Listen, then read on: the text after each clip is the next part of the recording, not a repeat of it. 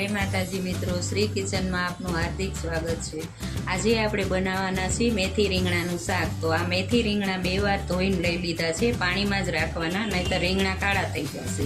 આ રેગ્યુલર મસાલા છે, મીઠું છે અને તેલ છે। હવે અત્યારે મેં તેલ ગરમ કરવા મૂકી દીધું છે। તેલ વધારે પડતું જોશે, 5 પાવડા તેલ છે। તેલ ઓછું હશે ને તો સરખું શાકનો સ્વાદ નહીં આવે। अर्धी चमची जीरू, अर्धी चमची राई,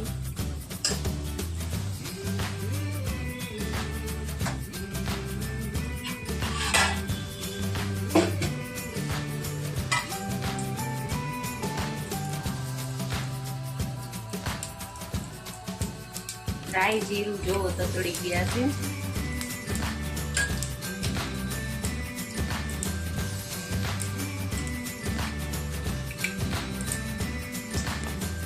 હવે એમાં અડધી ચમચી હિંગ નાખવાની,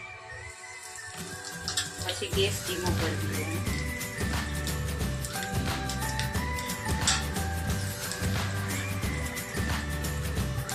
અડધી ચમચી હળદર નાખવાની, પછી આપણા ધોયેલા મેથી રીંગણા છે એને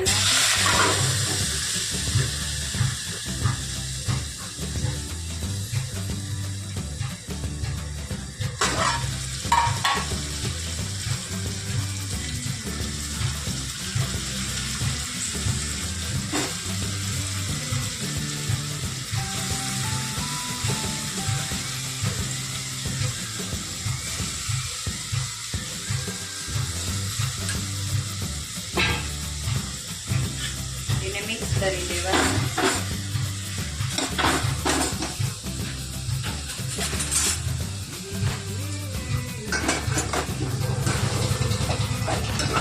હળદર અંદર જ નાખવાની, નહીંતર હળદર બધાયમાં નહીં મિક્સ થાય।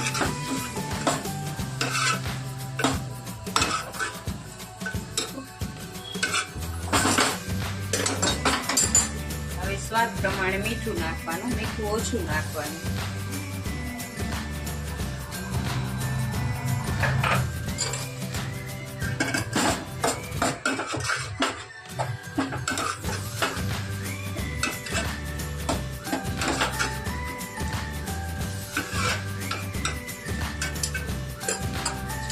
બધું સારી રીતે મિક્સ થઈ ગયું છે।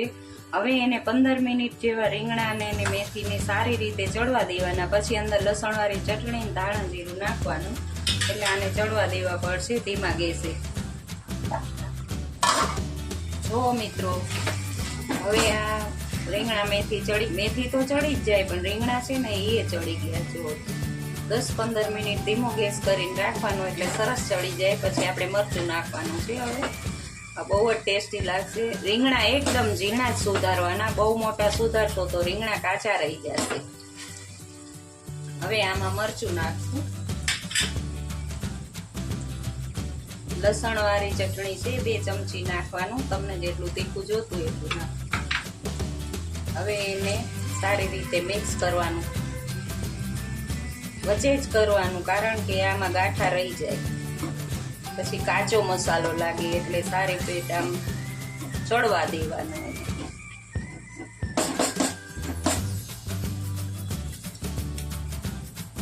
જો હવે આ વચ્ચે મસાલો છે ને એ એકદમ સુગંધ આવે ને પછી એને ફેરવી નાખવાનો। અડધી ચમચી ધાણા જીરું નાખવાનું,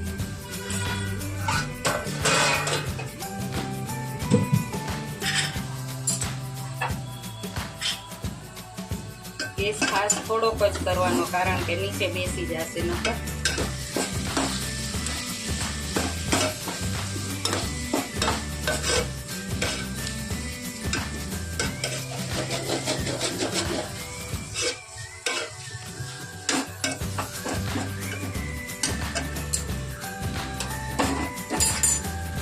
તેલ ઉપર આવે પછી ગેસ બંધ કરવાનો છે।